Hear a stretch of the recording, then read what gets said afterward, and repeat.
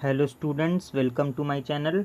Today we are going to start our new chapter number 4, that is rational numbers. Okay, इससे पहले हम लोग क्या पढ़ चुके हैं? Decimal numbers. आज हम लोग पढ़ने वाले हैं रेशनल नंबर्स.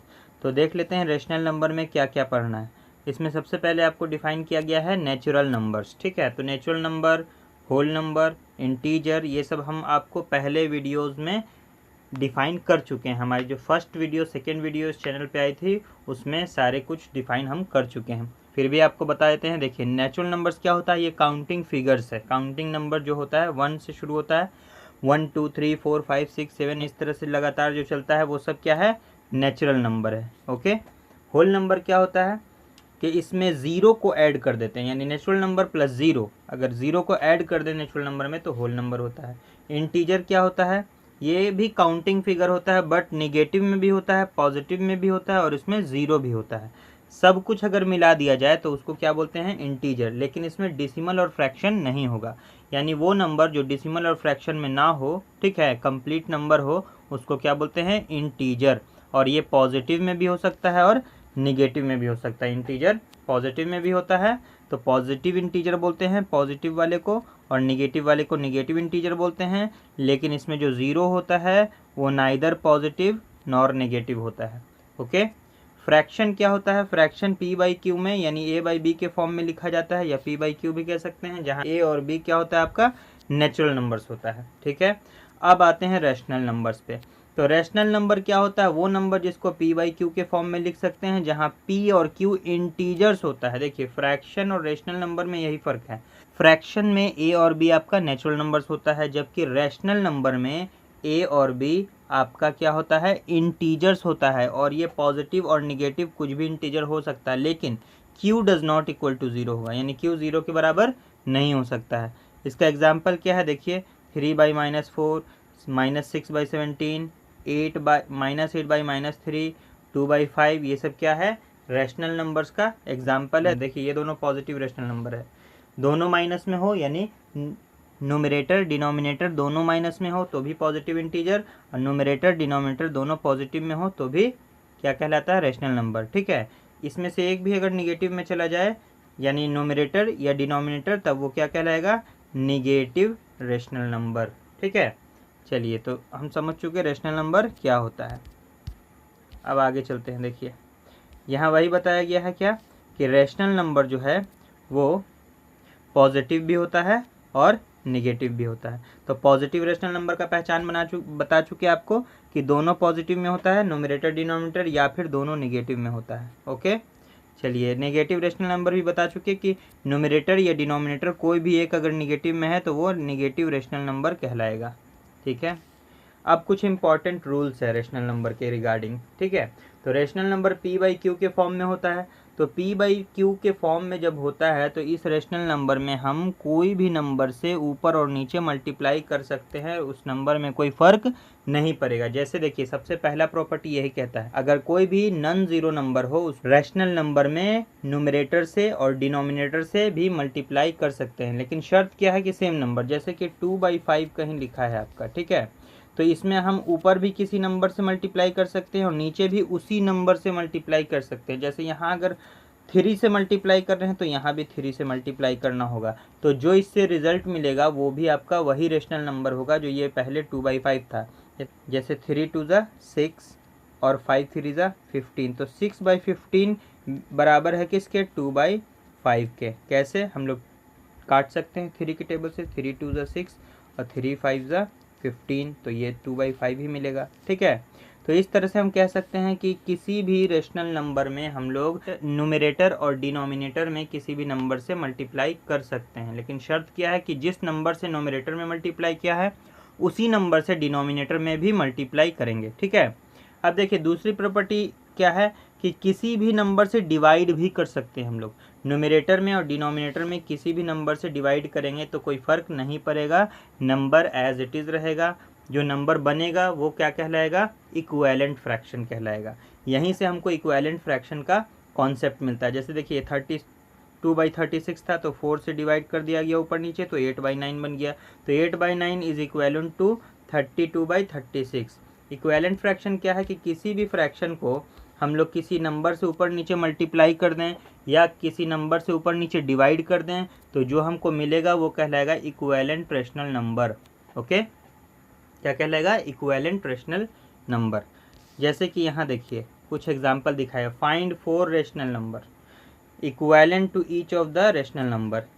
ठीक है, 4 इक्विवेलेंट रेशनल नंबर, जैसे 3/4 है, इसका 4 इक्विवेलेंट रेशनल नंबर निकालना है तो क्या करेंगे? इसको 2/2 से मल्टीप्लाई करेंगे, फिर 3/3 से, 4/4 से, 5/5 से, तो नया नया नंबर मिलेगा। वो जो नया नया नंबर होगा वो सब इक्विवेलेंट होगा। जैसे ये देखिए 3/4 है तो इसको बना दिया गया 6/8, 9/12, 12/16, 15/20, लेकिन सब आपस में क्या है? बराबर है, इक्विवेलेंट है। इसी बराबर को हम लोग क्या बोलेंगे? यहाँ इक्विवेलेंट बोलेंगे। ठीक है, काटेंगे तो सब 3/4 के बराबर ही आएगा, इसलिए ये क्या कहलाएगा? Equivalent fraction.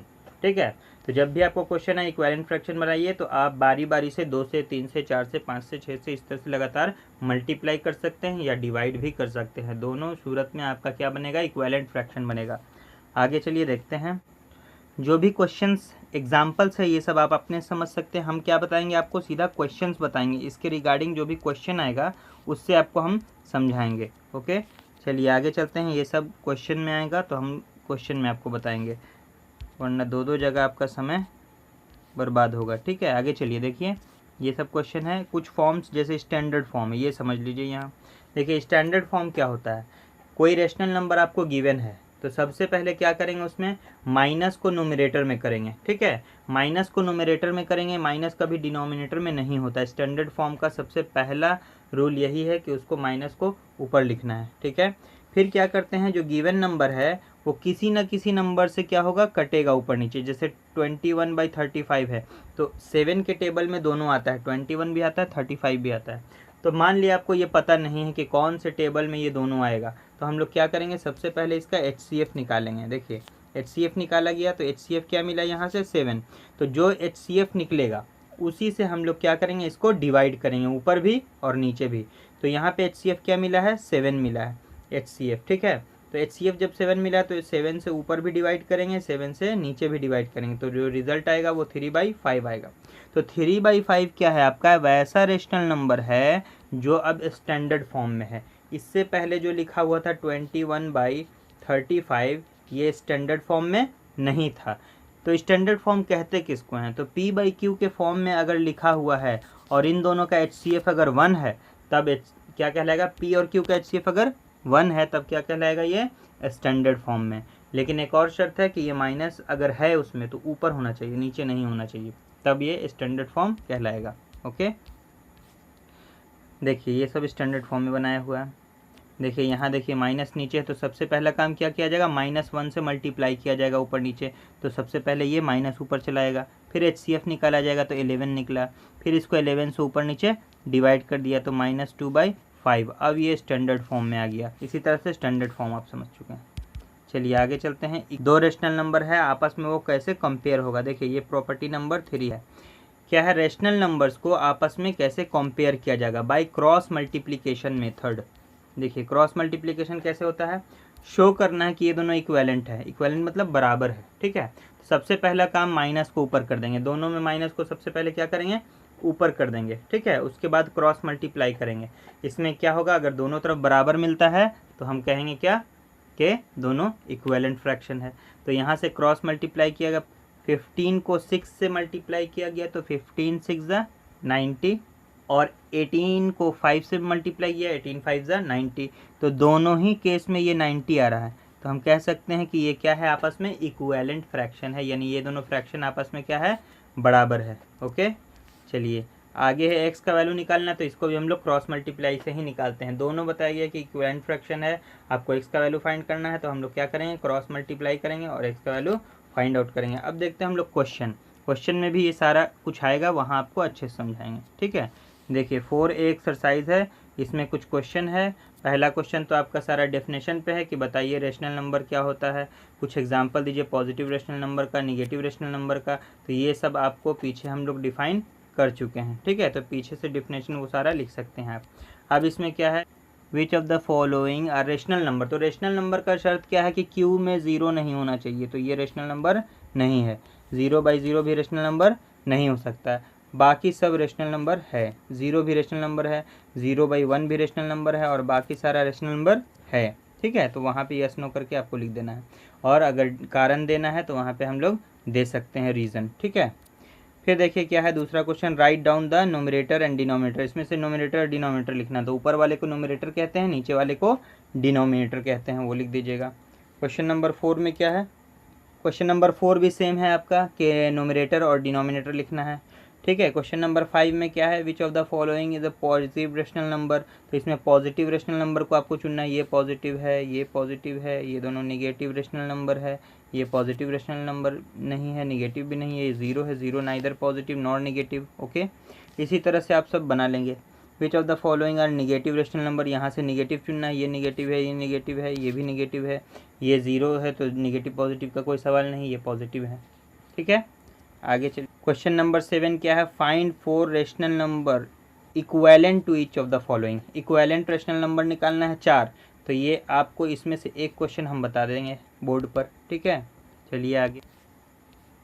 यहाँ क्या कहता है, कुछ right each of the following rational positive denominator. Denominator को पॉजिटिव करना है तो -1 से आप ऊपर नीचे मल्टीप्लाई कर देंगे तो डिनोमिनेटर आपका पॉजिटिव हो जाएगा। ठीक है, ऊपर भी जैसे क्या लिखा हुआ है 12 बाई -17, तो हम क्या करेंगे कि लिखेंगे 12 बाई -17, इसके बाद -1 ऊपर मल्टीप्लाई कीजिए, फिर -1 नीचे मल्टीप्लाई कीजिए, तो इससे आपका डिनोमिनेटर पॉजिटिव में आ जाएगा। कैसे आएगा देखिए, 12 हो जाएगा -12 और ये हो जाएगा माइनस माइनस मिलके प्लस, तो डिनोमिनेटर आपका क्या हो गया 17 प्लस में।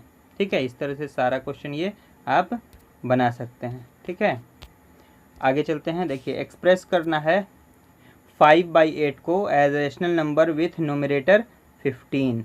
यहाँ पे अभी न्यूमरेटर क्या दिख रहा है आपको 5, अब 5 को बनाना है 15, तो ऊपर अगर चेंज होगा तो नीचे भी चेंज होगा, तो ये भी कैसे बनेगा ये हम लोग बोर्ड पे चल के समझेंगे। ठीक है, उसी तरह से 9 नंबर क्वेश्चन की तरह से आपका 10 भी है, 11 भी है, 12 भी है, ठीक है, 13 भी है और 14 भी उसी तरह का है।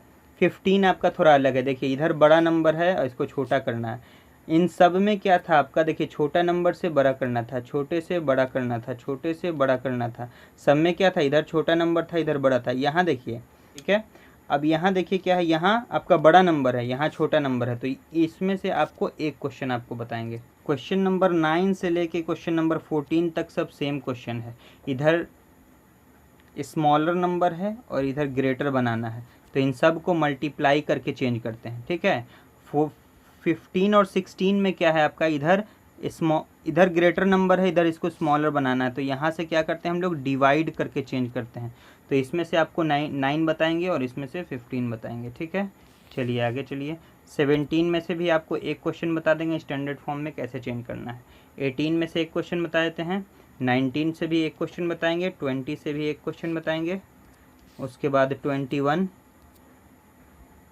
आप लोग बना सकते हैं कौन सा ट्रू है, क्रॉस मल्टीप्लिकेशन करके निकालेंगे, और 22 आपका क्या है, ट्रू एंड फॉल्स है। ये सब आपको जितना पढ़ाया उसमें से आप समझ सकते हैं। ठीक है, चलिए बाकी सब आपके HW में रहेगा। चलिए कुछ क्वेश्चन हम लोग बोर्ड पर बनाते हैं और इस एक्सरसाइज को एंड करते हैं। चलिए बोर्ड पर, चलिए अब आ चुके हैं हम लोग बोर्ड पर, कुछ क्वेश्चन समझ लेते हैं यहाँ। ठीक है, class 7 exercise 4A question number 7। ठीक है, इसमें क्या बोलता है, फाइंड 4 इक्विवेलेंट रेशनल नंबर। ये दिया हुआ है एक क्वेश्चन, यहाँ पे क्वेश्चन टोटल है आपका 6, उसमें से एक क्वेश्चन हमने यहाँ पे उठाया है, क्या है 6/11। अब इस 6/11 के 4 इक्विवेलेंट फ्रैक्शन लिखना है। ठीक है, तो कैसे लिखेंगे, लिखेंगे 6/11 is equal to 6/11 into 2 into 2, पहला इक्विवेलेंट फ्रैक्शन। दूसरे के लिए 6 इंटू 3, 11 इंटू 3, दूसरा हो गया। तीसरा के लिए 6 इंटू 4, 11 इंटू 4। ठीक है, 1 2 3। अब लास्ट 5 इंटू 5। तो हम क्या बताया कि इक्विवेलेंट फ्रैक्शन निकालने के लिए 2 2 से मल्टीप्लाई कीजिए, फिर 3 3 से, 4 4 से, 5 5 से, इसी तरह से ज़्यादा और बोला गया 5 6 7 जितना बोला जाए उतना बार हम लोग उसको मल्टीप्लाई करेंगे, एक एक डिजिट बढ़ा के। ठीक है, तो इस चीज़ मल्टीप्लाई करेंगे। देखिए 6/11 ये है, तो पहला इक्विवेलेंट फ्रैक्शन आ रहा है आपका 12/22, दूसरा 18/33, तीसरा 24/44, चौथा 30/55। ठीक है, ये सब आपस में इक्विवेलेंट फ्रैक्शन है। तो 4 इक्विवेलेंट फ्रैक्शन बोल रहा था, तो ये आपका आंसर हो गया। चलिए देखते हैं क्वेश्चन नंबर 9। इसमें क्या लिखता है, express 5/8 as a rational number with numerator 15 और -10। ठीक है, 2 क्वेश्चन हो गया इसमें 9 में। एक बार न्यूमरेटर को आपको 15 बना के दिखाना है और एक बार न्यूमरेटर को आपको -10 बना कर दिखाना है। यहाँ न्यूमरेटर लिखा हुआ है तो न्यूमरेटर को चेंज करेंगे।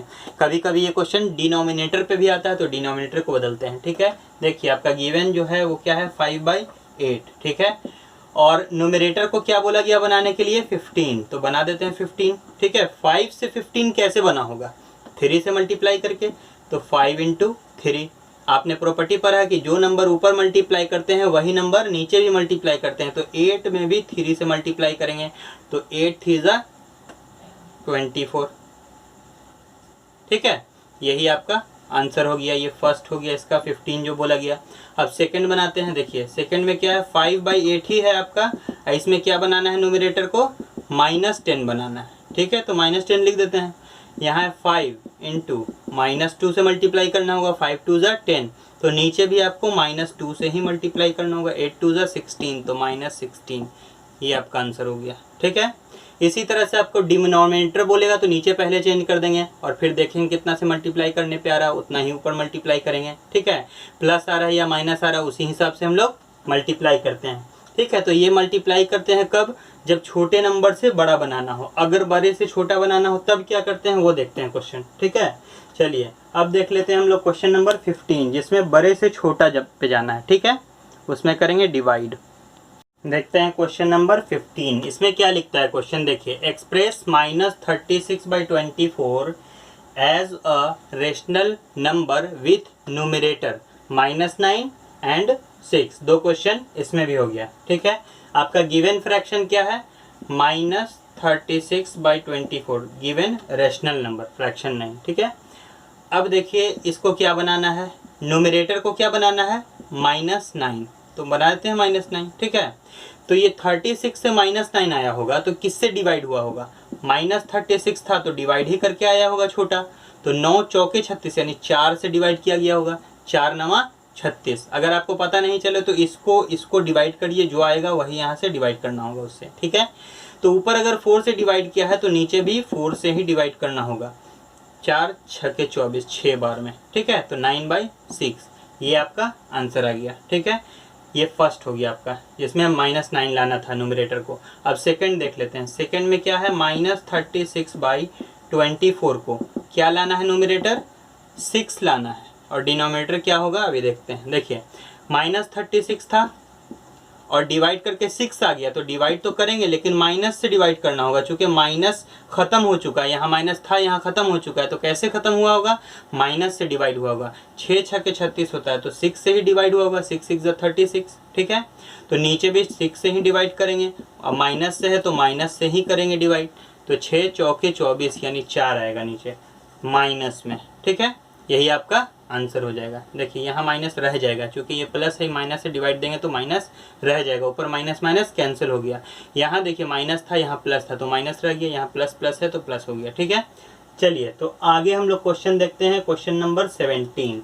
क्वेश्चन नंबर 17 देखिए क्या लिखता है इसमें, right the rational number in standard form. ठीक है, इसमें भी आपका कई क्वेश्चन है, क्वेश्चन है आपका 8। ठीक है, इसमें से एक क्वेश्चन हमने लिया है, उसको अगर बनाना सीख गया तो सब बन जाएगा। यहाँ पे लिखा हुआ है क्वेश्चन 35/49। ठीक है, अब इसको स्टैंडर्ड फॉर्म में लिखना है। तो स्टैंडर्ड फॉर्म में लिखने के लिए हम लोग क्या करते हैं, HCF सबसे पहले निकालते हैं। इन दोनों का जो HCF आएगा इससे डिवाइड करने पे ये स्टैंडर्ड फॉर्म में आ जाएगा। ठीक है, तो हम लोग क्या करते हैं, 35 और 49 का HCF, हमेशा छोटा नंबर इधर और बड़े नंबर को बीच में लिखते हैं। 35 1 = 35 और फिर घटाएंगे तो आएगा 4 और यहाँ आएगा 1, फिर इसको घेर देते हैं और जो यहाँ वाला नंबर है इसको कहाँ उतार देंगे, यहाँ, तो ये 35 यहाँ आ जाएगा। ठीक है, तो 2 बार में 14 2 = 28, फिर इसको घटाएंगे तो 7 और ख़त्म हो गया ये 14, 7 2 = 14। तो HCF हमारा क्या मिला, ये आपका HCF है, ठीक है। तो HCF आया 7, तो जो 7 HCF आएगा उसी से हम लोग इसको डिवाइड करेंगे। तो सबसे पहले लिख देते हैं क्या कि HCF of 35 and 49 is equal to 7, ठीक है। So 35 by 49 divided by 7 divided by 7, दोनों को 7 से डिवाइड कर देंगे। तो 7 पचे 35 होता है और 7 सते 49 होता है। तो यही आपका आंसर आ गया स्टैंडर्ड फॉर्म में, ठीक है। अगर किसी फॉर्म में आपको नीचे माइनस होगा तो सबसे पहले -1 से मल्टीप्लाई करके माइनस साइन को ऊपर कर देंगे, फिर उसी तरह से हम लोग बिना साइन को लिए हुए उसका HCF निकालेंगे और फिर डिवाइड करेंगे और वो स्टैंडर्ड फॉर्म में आ जाएगा, ठीक है। चलिए अब देख लेते हैं एक और क्वेश्चन, क्वेश्चन नंबर 18, ठीक है। क्वेश्चन नंबर 18 क्या है, फिल इन द ब्लैंक्स, ठीक है। खाली जगह को भरना है। कैसे भरेंगे, यहाँ इक्विवेलेंट फ्रैक्शन बना के भरेंगे, यानी इक्विवेलेंट रेशनल नंबर। देखिए क्या है, यहाँ लिखते हैं -9/5 लिखा हुआ है, ठीक है। ऊपर क्या है, खाली जगह, यहाँ भरना है हमको, नीचे 20 लिखा हुआ है। फिर ऊपर में यहाँ 27 लिखा हुआ है, नीचे खाली जगह है। फिर यहाँ है -45 और नीचे खाली जगह है, भरना है, ठीक है। अब देखिए ये है 5, ये बन गया 20, तो 5 से 20 कैसे बना हुआ होगा, 5 को 4 मल्टीप्लाई किया होगा, 5 4 ज़ा 20, तो जो नीचे मल्टीप्लाई हुआ है वही नंबर ऊपर भी मल्टीप्लाई करेंगे। तो ऊपर है -9, इसको भी 4 से गुना करेंगे, 9 चौके 36, तो -36, यहाँ पे ये आंसर आ जाएगा आपका, -36 भरना है यहाँ, ठीक है। चलिए अब यहाँ देखिए -9 था, ये 27 बन गया, तो -9 में क्या मल्टीप्लाई करें कि 27 बन जाए, 9 3 ज़ा, तो -3 से मल्टीप्लाई करना होगा, चूँकि माइनस भी यहाँ ख़त्म हो चुका है। तो 5 को भी -3 से मल्टीप्लाई करना होगा, तो 5 3 ज़ा 15, तो ये आएगा आपका -15, ठीक है। चलिए यहाँ देखते हैं -45 आया, तो 9 से 45 आया है, तो कैसे आया होगा 9 से 45, ठीक है, वो देखते हैं। तो 9 5 ज़ा 45 होता है, तो -9 था तो 5 से मल्टीप्लाई किया गया होगा, ठीक है। तो नीचे भी हम लोग 5 से ही मल्टीप्लाई करेंगे, तो 5 5 ज़ा क्या होता है 25, ठीक है। 5 5 ज़ा 25, तो यही आपका आंसर हो जाएगा, ठीक है। यहाँ ये आंसर हुआ, यहाँ ये आंसर हुआ और यहाँ ये आंसर हुआ, ठीक है। इसी तरह से बाकी सब क्वेश्चन आप बना लेंगे। यहाँ हमने दिखाया, ये दिखाने का ज़रूरत नहीं है, आपको आता है तो डायरेक्ट भर सकते हैं, ठीक है। चलिए आगे चलते हैं, क्वेश्चन नंबर 19 का एक क्वेश्चन देखते हैं।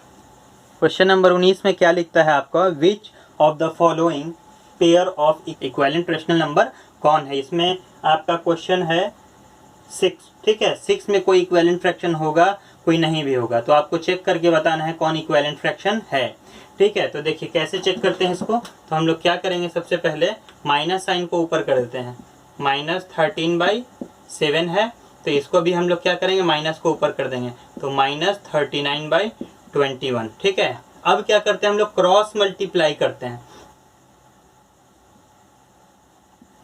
कंपेयरिंग बाय क्रॉस मल्टीप्लाई,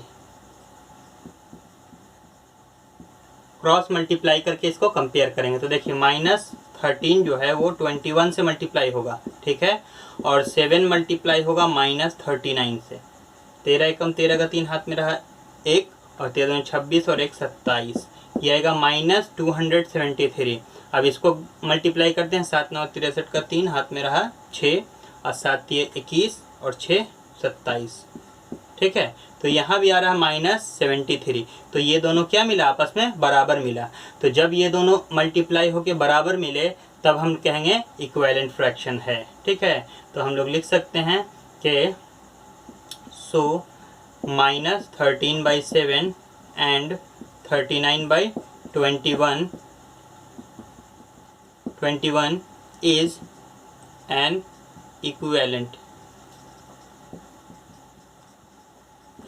है, ठीक है। चलिए आगे देखते हैं लास्ट क्वेश्चन, क्वेश्चन नंबर 20, उसमें से एक क्वेश्चन बताएंगे। चलिए अब एक लास्ट क्वेश्चन देख लेते हैं, क्वेश्चन नंबर 20। इसमें क्या लिखता है, फाइंड x सच दैट, यानी x का वैल्यू यहाँ फाइंड करना है जबकि ये दोनों आपस में क्या है, बराबर है, ठीक है। तो देखिए क्या लिखा हुआ, -1/5 इज इक्वल टू 8/x, यहाँ x का वैल्यू क्या होगा, तो क्रॉस मल्टीप्लाई करेंगे, ठीक है। x को -1 से मल्टीप्लाई करेंगे तो -1 × x और 5 को किससे मल्टीप्लाई करेंगे, 8 से। ठीक है, तो ये हो जाएगा -x इज इक्वल टू 8 5 ज़ा 40, तो माइनस को भेज देंगे उधर, तो ये हो जाएगा -40। यही आपका x का वैल्यू होगा, वही आंसर हो गया। ठीक है, चलिए बाकी सारा क्वेश्चन आपके HW में है, बना के आप सबमिट करेंगे। ठीक है, चलिए थैंक्स फॉर ज्वाइनिंग मी।